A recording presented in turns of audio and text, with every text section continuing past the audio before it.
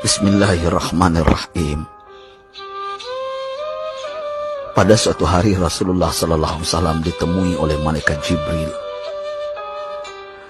Rasul pun bertanya, "Ada apa wahai Jibril?"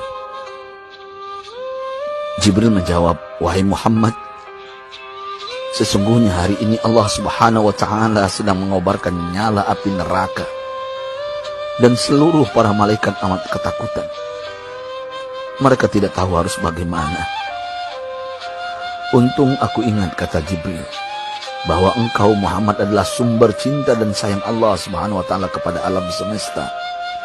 Dengan alasan itu aku kesini, bertabaruk mengambil berkah dengan cinta Allah kepada dirimu, ya Rasulullah, ya Muhammad."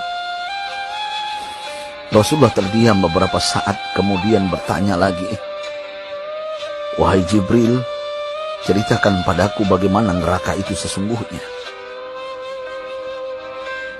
Jibril menjawab, "Wahai Muhammad,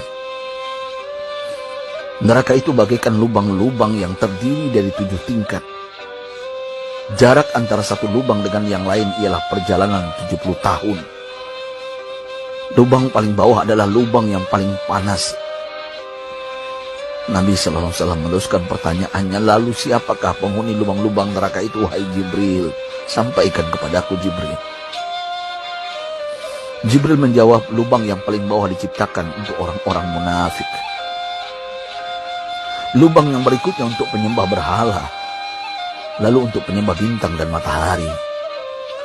Jibril terus menerangkan penghuni tingkatan neraka hingga lubang yang kelima, tempat umat Yahudi, dan yang keenam dihuni oleh umat Nasrani.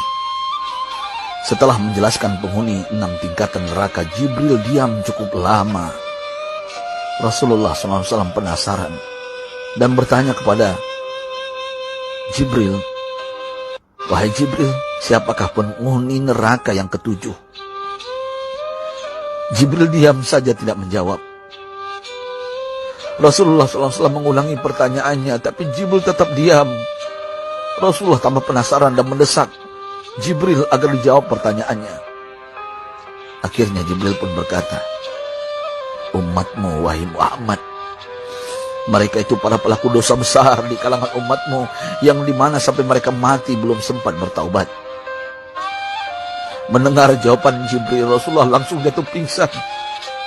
Jibril merangkulnya dan meletakkan tubuh baginda di atas pangkuannya. Tak berapa lama Rasulullah SAW sadar dan langsung menangis bersimbah air mata dengan terisak-isak. Rasulullah mempertegas pertanyaannya, "Wahai Jibril, apakah benar ada di antara umatku yang masuk neraka?" Jibril menjawab, "Benar, wahai Muhammad, pelaku dosa besar di antara umatmu yang belum bertaubat." Setelah itu Rasulullah menghadap kiblat dan sujud kepada Allah dalam isak tangisnya. Sesekali dengan suara pelan beliau membisikkan kata-kata, "Ummati ya Rabb, ummati, ummati, ummati." Beliau SAW tidak mengangkat kepalanya dalam keadaan seperti itu selama 3 hari 3 malam, kecuali setiap Bilal bin Rabah mengumandangkan azan, barulah beliau bangkit untuk menjadi imam, dan setelah itu kembali sujud lagi. Pada hari ketiga Abu Bakar menyadari hal ini, beliau mengetuk pintu Rasulullah dan mengucapkan salam 3 kali, namun tidak terdengar jawaban. Abu Bakar sedih dan berseru di hadapan pintu Nabi besar Muhammad SAW, "Apakah ada jalan untuk masuk ke rumahmu ya Rasulullah?" Tetap tidak ada jawaban. Di jalan Abu Bakar bertemu sahabat Umar. "Mengapa engkau menangis, wahai Abu Bakar?" kata Umar. Abu Bakar menceritakan keadaan Rasulullah SAW. Maka Umar pun melangkah menuju rumah Rasulullah dan terjadilah hal yang sama. Umar pun pulang dan menangis. Di jalan Umar bertemu sahabat Salman Al-Farisi. Dengan terisak Umar bercerita kepada Salman hingga membuat dia amat sedih, namun tidak berani mengulangi hal yang sama. Salman melangkah menuju rumah Fatimah radhiyallahu anha dan menceritakan hal itu. Setengah berlari Fatimah menuju rumah ayah tercinta dan mengetuk pintu sambil mengucapkan salam.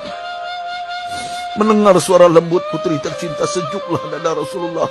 Beliau bangkit dari sujud dan membuka pintu. Alangkah terkejutnya Fatimah melihat Rasulullah, ayah tercinta, amat kurus dan pucat. Fatimah memeluknya lalu menangis. Wahai ayah, apa yang terjadi? Mengapa engkau amat sedih seperti ini? Rasulullah kembali menangis dan berkata dengan suara lirih, wahai Fatimah, belahan jiwaku, bagaimana mungkin aku tidak sedih sedangkan Jibril mengatakan akan ada kelak umatku yang akan masuk neraka. Subhanallah, betapa besar cinta Rasulullah kepada kita umatnya.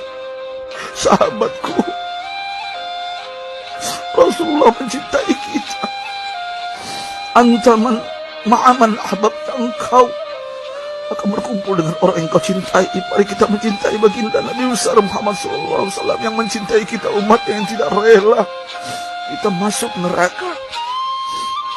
Mari kita mencintai beliau dengan berselawat. Sahabatku, sampaikan, Rasul mengajarkan kepada kita, man dalla ala khairin falau mislu ajri fa'ili. Siapa yang menunjukkan kepada kebaikan, maka dia akan mendapatkan pahala seperti orang yang mengerjakannya. Mudah-mudahan ini menjadi pahala jariah bagi kita.